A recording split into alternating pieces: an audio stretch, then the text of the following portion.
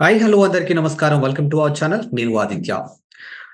Mumbai heroine 'జైత్వానికి' సంబంధించినటువంటి కేస్‌లో రోజుకొక కొత్త మలుపైతే మనకిక్కడ కనిపిస్తూ ఉంది. సో, 'జైత్వాని వర్సెస్ వైఎస్ఆర్‌సీపీ' అన్నట్టుగా ఈ కేసైతే ఆ వేలో కనిపిస్తూ ఉంది. మరి ఈ 'జైత్వానికి' సంబంధించిన కేస్‌లో దాదాపుగా 16 మంది నిందితులున్నట్టుగా ఒక వార్త అయితే వినిపించింది. మరి ఈ అంశం గురించి మాట్లాడడానికి ప్రస్తుతానికి మనతో లైవ్‌లో ఉన్నారు ప్రముఖ పొలిటికల్ అనలిస్ట్ 'ఎంకే రావు' గారు. సో, సార్‌ని అడిగి మరి విషయాలు తెలుసుకుందాం. సార్ నమస్కారం సార్.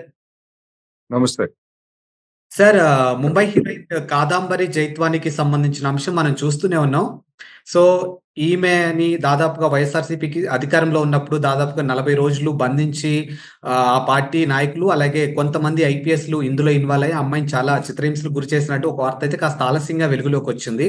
సో, ఇప్పుడు దాదాపుగా అమ్మాయి ఇచ్చినటువంటి స్టేట్‌మెంట్‌లు అవన్నీ చూసుకుంటే 16 మంది నిందితులుగా గుర్తించినట్టు ఒక వార్త అయితే వినిపిస్తుంది. మరి ఈ అంశాన్ని ఏ విధంగా చూడొచ్చు సార్? జత్వానికి సంబంధించినటువంటి వివాదం గత కొద్ది రోజులుగా మలుపులు తిరుగుతూ ఆమె విజయవాడ రావడం, ఫిర్యాదు చేయడం ఇవన్నీ మళ్ళా మనం చెప్పుకోనవసరం లేదు.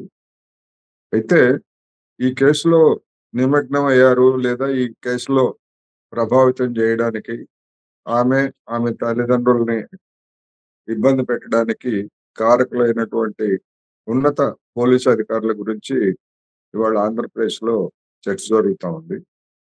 అయితే ఈ కేసుకు సంబంధించి ఇంకా ఎలాంటి ఎఫ్ఐఆర్ పలానా వాళ్ళు చేశారు, పలానా వాళ్ళు అనేటువంటిది ఇంకా దాఖలు కాలేదు. అందువలన ఆ కేసు దాఖలయ్యేంత వరకు అనేహ అనేక ఊహాగానాలు తిరుగుతున్నాయి. అందువలన నిజంగా ఈ ఐపీఎస్ అధికారులు వీళ్ళు ముంబై వెళ్ళినట్లు గాని, లేదా వీళ్ళు అక్కడ బస చేసినట్లు గాని ఆధారాలు ఉన్నాయా అనేటువంటిది ఇప్పటికి ఊహాగానాలు. కొంతమంది చెప్తున్నారు. వెళ్లారు, పలానా రోజు వెళ్లారు, పలానా హోటల్‌లో బస చేశారు అని చెప్తున్నారు గానీ, అవి గనక నిర్ధారణగా స్పష్టమైతే అటువంటి వాళ్ళందరూ కూడా కొంత మేరకు వెళ్ళొచ్చు. ఇంకొక వెర్షన్ ఏమిటంటే విమానాల్లో కాదు, కార్‌లలో వెళ్లారు అనేటువంటిది ఇంకొక వెర్షన్ కూడా వినిపించింది. అందువలన కారులో వెళ్ళినా లేదా విమానంలో వెళ్ళినా కానీ దానికి తగినటువంటి ఆధారాలు లేకుండా ఉన్నతాధికారులను బుక్ చేయడం అనేటువంటిది అంత తేలిగ్గా జరగదు. అయితే ఇక్కడ ఒకటి మాత్రం వాస్తవం.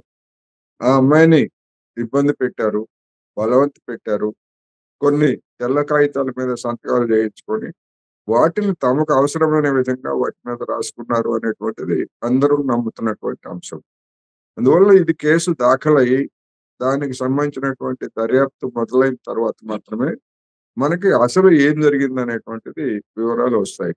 ఇప్పటి వరకు ఆమె, అదే విధంగా ఆమె తరఫు లాయర్‌గా ఉన్నటువంటి వాళ్ళు చెప్పినటువంటి అంశాలు మాత్రమే ఇప్పుడు చర్చలో ఉన్నాయనేది మనం గమనించాలి. 'జైత్వానికి' సంబంధించినటువంటి అంశం ఏదైతే ఒకటి నడుస్తుందో, ఇలాంటి టైంలో ఇప్పుడు ఐపీఎస్‌లు ఏదైతే ఇన్వాల్వ్‌మెంట్ ఇదంతా జరిగిందో, ఒకవేళ వాళ్ళు గనక ఈ అమ్మాయిని ఇబ్బంది పెట్టినట్టు కన్ఫర్మ్ అయితే అంటే ఆ అంశాలన్నీ బయటకొచ్చి ప్రూఫ్స్‌తో సహా బయటకొస్తే, వాళ్ళ మీద ఎలాంటి చర్యలు తీసుకోవచ్చు సార్? డెఫినిట్‌గా వాళ్ళ ప్రమేయం ఎంత మేరకున్నది, ఏమిటి అనేటువంటి దాన్ని బట్టి శాఖాపరమైనటువంటి దర్యాప్తు చేస్తారు. అలాంటి శాఖాపరమైనటువంటి దర్యాప్తులో అధికారాన్ని దుర్వినియోగం చేసినట్లు రుజువైనా, అదే విధంగా ఆమెను వేధించి బలవంతంగా సంతకాలు తీసుకున్నట్టు రుజువైనా గానీ, డెఫినిట్‌గా వాళ్ళని ఉద్యోగాల నుంచి ఈ బర్తరఫ్ చేసేటువంటి అవకాశాలు డెఫినిట్‌గా ఉంటాయి. అయితే అవన్నీ కూడా ఆహ్, ఏ మేరకు నిజానికి ఆధారాలు అంటే ఇప్పుడున్నటువంటి పోలీసు అధికారులే తమ తోటి పోలీసు అధికారుల మీద ఆ ఆధారాలన్నింటినీ సేకరించాల్సుంటుంది.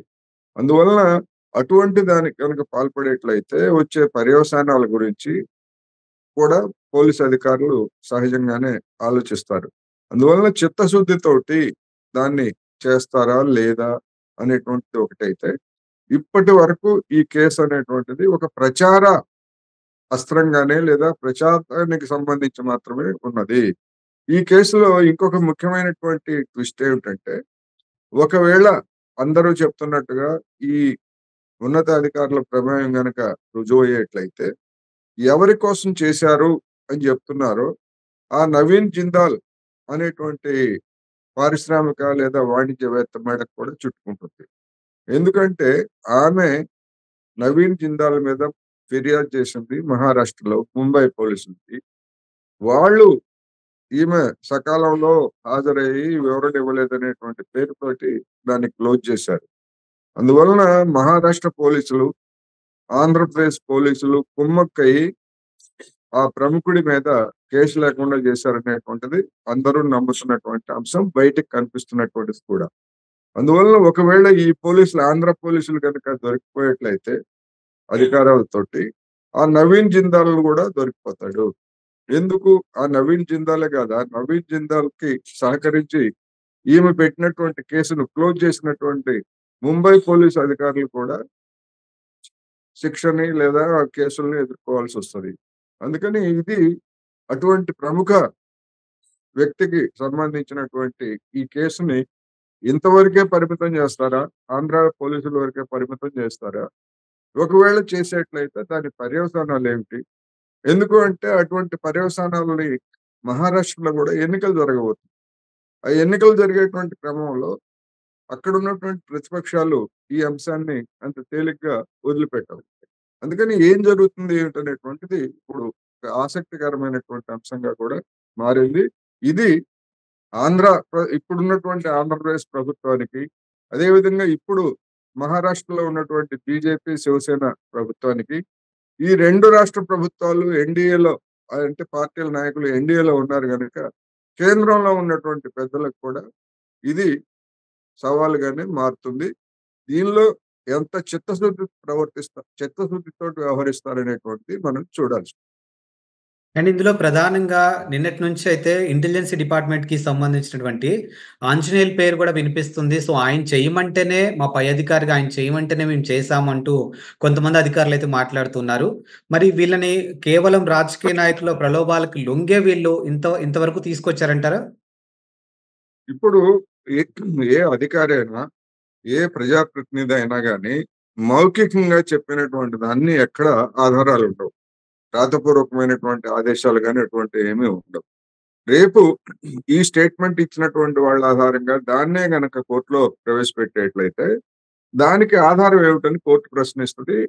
అటువంటి ఆధారాలు ఏమీ లేవు, ఇది కట్టు కదా అని చెప్పేసి దాన్ని తోసేసేటువంటి అవకాశం ఉంది.